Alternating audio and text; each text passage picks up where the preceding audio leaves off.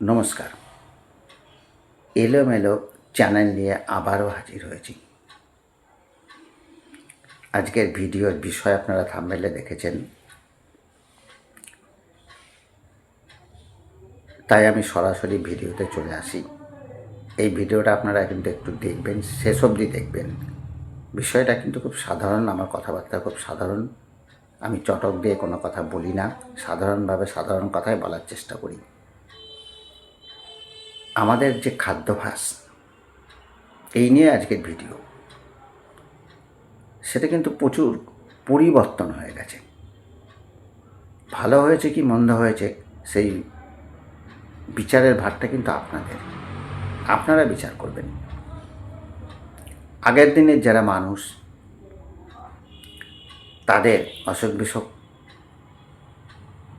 কেমন হতো বা কতটা হতো, আর এখন কেমন হচ্ছে। এখন দেখুন ঘরে ঘরে রুগী, তখন কি তাই ছিল? তখন মানুষ দীর্ঘায়ু হতো, বেশিরভাগ মানুষ নীরোগ ছিল। এখন কিন্তু সেটা নেই। আমাদের খাদ্যাভ্যাস বদলে গেছে। আগে আমাদের সাধারণ একটা অনুষ্ঠান বাড়ি নিয়ে আমি একটু উদাহরণ হিসাবে বলতে চাই। আগে অনুষ্ঠান বাড়িতে কী খাওয়া হতো? ধরা যায় বিয়ে বাড়ি, সেখানে মাছ, খাসির মাংস, দই, মিষ্টি, ছ্যাঁচা, মাছের মাথা দিয়ে মুগের ডাল, এসব রান্না হতো। বা যখন যেটা বাজারে পাওয়া যেত, ধরুন ফুলকপির সময় ফুলকপির তরকারি, বাঁধাকপির তরকারি, কিংবা পটলের সময় পটলের তরকারি, এই ধরনের রান্নাবান্নাগুলো ছিল সাধারণ রান্নাবান্না। এগুলো কিন্তু আমরা বিয়েবাড়িতে পরিতৃপ্ত সহকারে খেতাম। এবং বা অন্যান্য অনুষ্ঠান বাড়ি হোক, বিয়েবাড়ি ছাড়াও আরও নানা রকম অনুষ্ঠানে এই ধরনের রান্নাবান্নাই প্রধানত হতো। কিন্তু আর হোটেলে আমাদের তখন এই ধরনের খাবার দাবার পাওয়া যেত না। এখন যে সমস্ত পাওয়া যায়, তখন আমরা কি খেতাম? আমাদের প্রধানত খাওয়া ছিল চিড়ে মুড়ি, রুটি, ভাত, এইসব। কিন্তু এখনকার ছেলেমেয়েরা কিন্তু এটা খায় না। তাদের খাওয়ার ধরন সমস্ত বদলে গেছে। এখন আমরা বাইরের খাবারকে নিজেদের খাবার মনে করি। এখন আমরা এই ধরনের খাবারকে পছন্দই করি না। ছ্যাঁচা কী, মাছের মাথা দিয়ে ডাল কী, না, এসব তো গেও খাবার। আমরা এসব খাবার খাবো না। আমাদের অন্য ধরনের রুচি চলে এসছে। অন্য খাবারকে আমরা নিজের খাবার মনে করতে শুরু করেছি।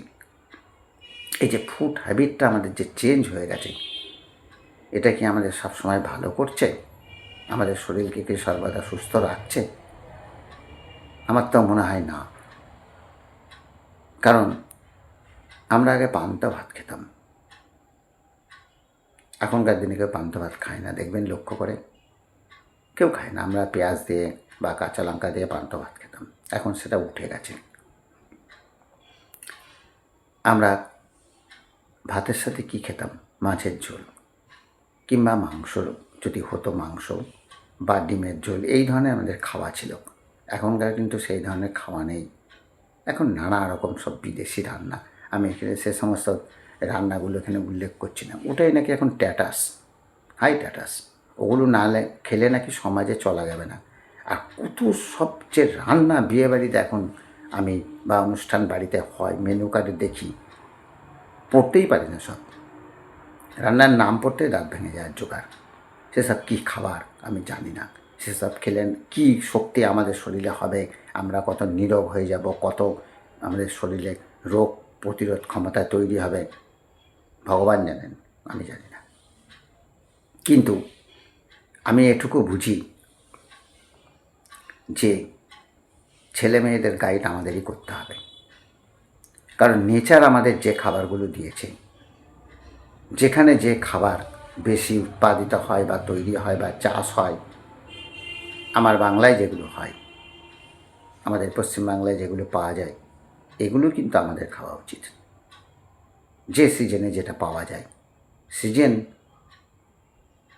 সিজনের সবজি আমাদের খাওয়া উচিত। সিজনে যে সবজি পাওয়া যায় না, হয়তো অনেক চেষ্টা চরিত্র করে সার দিয়ে তৈরি হয়, সেগুলো না খাওয়াটাই ভালো। এই কথাটা আমাদের মাথায় রাখা উচিত। এবং সাধারণ খাওয়া দাওয়া, ভাত ডাল, ঝাঁঝরা, শুক্তো, আমরা যেটা খেয়ে অভ্যস্ত বা মানুষ হয়েছি, এই খাবারগুলি আমাদের খাওয়া উচিত, কারণ এই খাবারগুলো নেচার আমাদের জন্য দিয়েছে।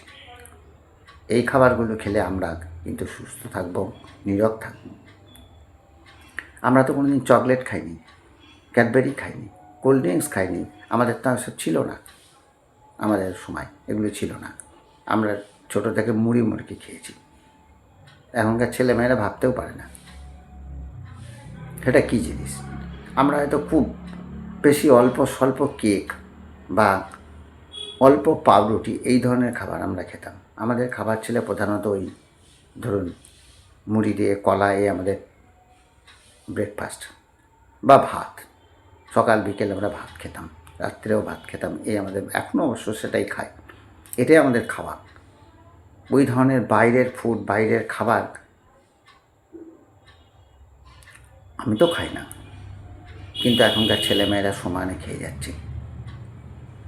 দেখবেন তাদের চেহারা কি ফ্যাটি হয়ে যাচ্ছে দিনকে দিন, কারণ ওই খাবারগুলো যে কী ক্ষতি করছে, আমি এখানে কোনো খাবারের নাম আমি এখানে উল্লেখ করব না, সেটা তারা পরবর্তী সময়ে বুঝবে।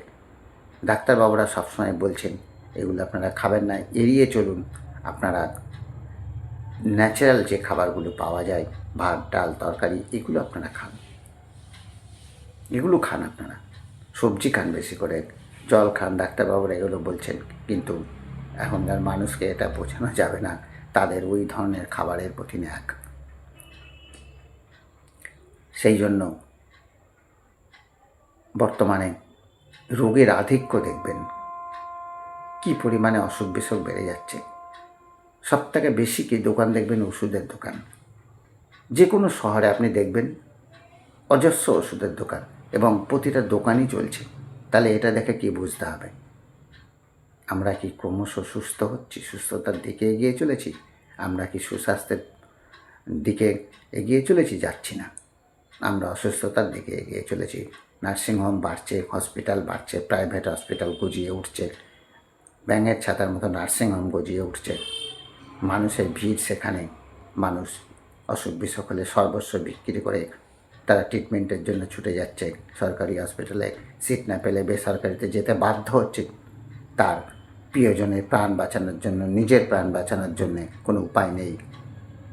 সে সময় তার কোনো জ্ঞান থাকে না, সর্বস্ব বিক্রি করে সে ছুটে চলেছে একটু সুস্থতার আশায়। তাই অনুরোধ করব, আপনারা খাদ্যাভ্যাসকে পরিবর্তন করবেন না। আমাদের পূর্বপুরুষরা যে খাবার খেয়েছেন সেই ধরনের খাবারের মধ্যে থাকার চেষ্টা করুন। আশা করব আপনারা সুস্থ থাকবেন, এবং আপনাদের সন্তানদেরও এই ধরনের খাবারের কথা আপনারা ওদের বোঝান, যাতে বাইরের উল্টোপাল্টা খাবার না খেয়ে এই ধরনের খাবারে তারা ফেরত আসে, আমাদের চিরাচরিত খাবার। যদি ভিডিওটা ভালো লাগে সাবস্ক্রাইব করবেন এবং লাইক করবেন, কমেন্ট করবেন, তাহলে পরবর্তী ভিডিও বানানোর উৎসাহ পাই। ভালো থাকবেন বন্ধুরা, নমস্কার।